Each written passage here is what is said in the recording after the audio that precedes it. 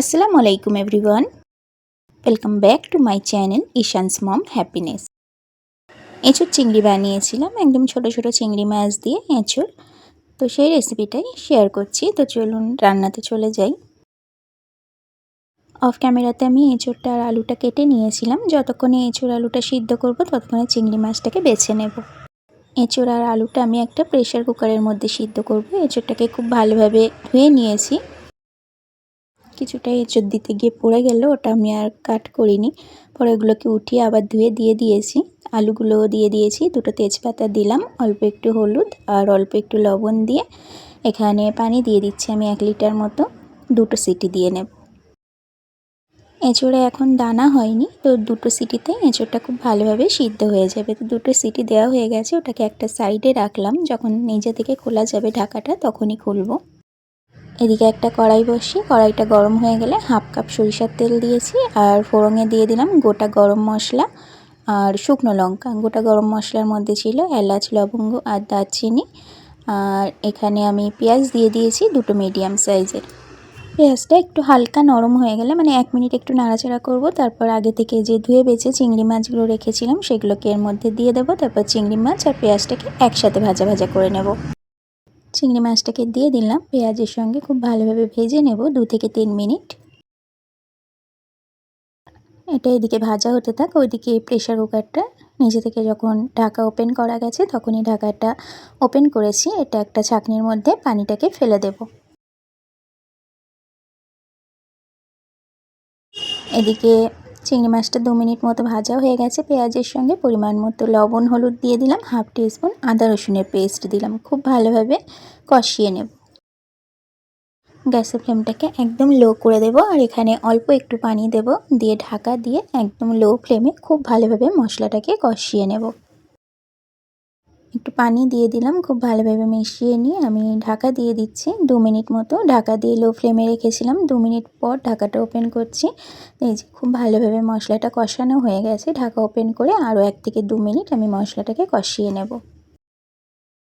2 minute মশলাটা কষানোর পর আগে থেকে যে আলু আর এঁচোড়টাকে সিদ্ধ করে রেখেছিলাম, সেটা পানি ঝরিয়ে রেখেছিলাম, সেটাকে দিয়ে দিলাম। এঁচোড় আর আলু দেওয়ার পর আরও 2 থেকে 3 মিনিট সময় নিয়ে লো ফ্লেম করে এটাকে আমি খুব ভালোভাবে একটু কষিয়ে নেব। আজ তরকারিটা একটু মাখা মাখা করব। মশলার সাথে 2 থেকে 3 মিনিট কষানোর পর এখানে একটা বড় সাইজের টমেটোকে ছোট ছোট করে টুকরো করে কেটে এর মধ্যে দিয়ে দিলাম। টমেটোটা দেওয়ার পর আরও 2 মিনিট কষিয়ে নেব। একটু ঢাকা দিয়ে দেবো, এতে টমেটোটা খুব ভালোভাবে নরম হয়ে যাবে। টমেটোটাকে খুব ভালোভাবে মিশিয়ে নিয়ে ঢাকা দিয়ে দিলাম। তো লো ফ্লেমে 2 মিনিট রেখেছিলাম ঢাকা দিয়ে। 2 মিনিট পর ঢাকাটা ওপেন করে আবারও খুব ভালোভাবে এইভাবে মিশিয়ে নেব, একটু কষিয়ে নেব। এরপর ঝোলের পানিটা আমি অ্যাড করে দেব। ঝোলের পানির জন্য এখানে আমি গরম পানি ইউজ করছি। এখানে আমি 700 ml মতো পানি দিয়ে দিলাম। খুব ভালোভাবে একটা খুন্তির সাহায্যে মিশিয়ে নিচ্ছি। তরকারির মধ্যে গরম পানি দিলে তরকারিটার টেস্টটাও খুব ভালো হয় আর তরকারিটা খুব তাড়াতাড়ি হয়ে যায়।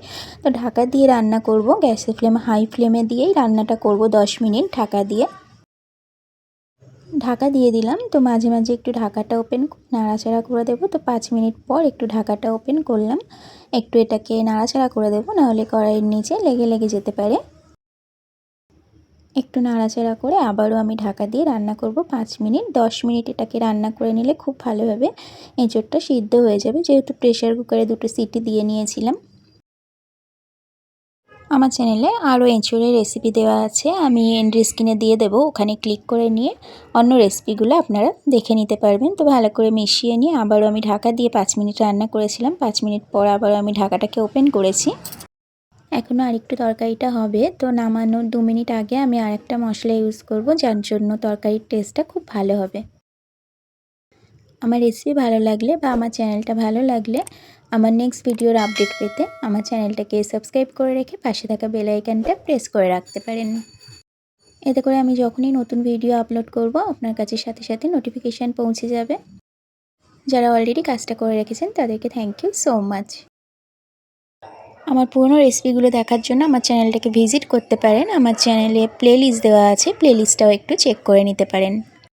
বলেছিলাম লাস্ট একটা ভাজা মশলা দেব, তো গোটা জিরা, গোটা ধনিয়া, গোটা গোলমরিচ আর শুকনো লঙ্কা শুকনো খোলায় ভেজে গুঁড়ো করে নিয়েছি, সেটাই 1/2 টিস্পুন দিয়ে দিলাম। এই মশলাটা আমি রেডি করেই রেখে দিই, কারণ এটা আমি অনেক তরকারিতে ইউজ করি, এটার জন্য তরকারির টেস্ট খুব ভালো হয়। গুঁড়ো মশলাটা দিয়ে 2 মিনিট রান্না করেছিলাম ঢাকা ওপেন রেখে, আর কোনো রকম ঢাকা দিইনি আমি। আর একটা লাস্ট মশলা দেব, আমি এখানে গুঁড়ো গরম মশলা দেব। এঁচোড় তরকারিতে গরম মশলা গুঁড়ো দিলে খেতে খুব ভালো লাগে, তো এটা আমি দোকান থেকে গুঁড়ো গরম মশলা কেনাই দিয়ে দিলাম। আপনারা বাড়িতেও রেডি করে নিতে পারেন, আমি মাঝে মাঝে বাড়িতেও গোটা গরম মশলা গুঁড়ো করে নিই, তো আমি একটু কেনাটাই দিয়ে দিলাম। গরম মশলাটা দিয়ে আর 1 মিনিট রান্না করব হাই ফ্লেমে, তারপর আমি গ্যাসের ফ্লেমটাকে অফ করে দেব। ও আরেকটা ইনগ্রিডিয়েন্টস এখানে আমি দিয়েছিলাম, একটুখানি ঘি দিয়েছিলাম। একটুখানি ঘি দেওয়ার জন্য এর টেস্টটা খুব ভালো হয়। যাদের ঘিতে সমস্যা আছে তারা স্কিপ করতে পারেন, তবে দিলে একটু টেস্টটা ভালো হয়। গ্যাসের ফ্লেম অফ করে দিয়েছি, একটুখানি ঢাকা দিয়ে রাখবো যাতে ঘি স্মেলটা পুরো তরকারির মধ্যে চলে যায়। ঢাকা দিয়ে 5 মিনিট রেস্টে রেখেছিলাম, এরপর ফাইনাল লুক দেখাচ্ছি। আজ আর সার্ভ করলাম না, কড়াইয়ের মধ্যেই দেখিয়ে দিয়েছি। তো আজকের রেসিপি কেমন লাগলো অবশ্যই একটা কমেন্টের মাধ্যমে জানাতে পারেন। রেসিপি ভালো লাগলে অবশ্যই বাড়িতে একদিন ট্রাই করতে পারেন, বন্ধু বা পরিবারের মধ্যে শেয়ারও করতে পারেন। আর এই মাখা মাখা তরকারিটা কিন্তু ভাতের সাথেও যেমন ভালো লাগে, রুটির সাথেও খেতে খুব ভালো লাগে। আজকের মতো ভিডিও এটুকু, আবারও দেখা হবে নতুন কোনো ভিডিওতে নতুন কোনো রেসিপির সাথে। আমার রেসিপি বা চ্যানেলটা ভালো লাগলে সাবস্ক্রাইব করতে ভুলবেন না কিন্তু। সবাই খুব ভালো থাকবেন, কাছের মানুষগুলোকে ভালো রাখবেন, আমার জন্য দোয়া করবেন, আমিও আপনাদের জন্য দোয়া করব। Thank you so much for watching my video. Allah bless all of you.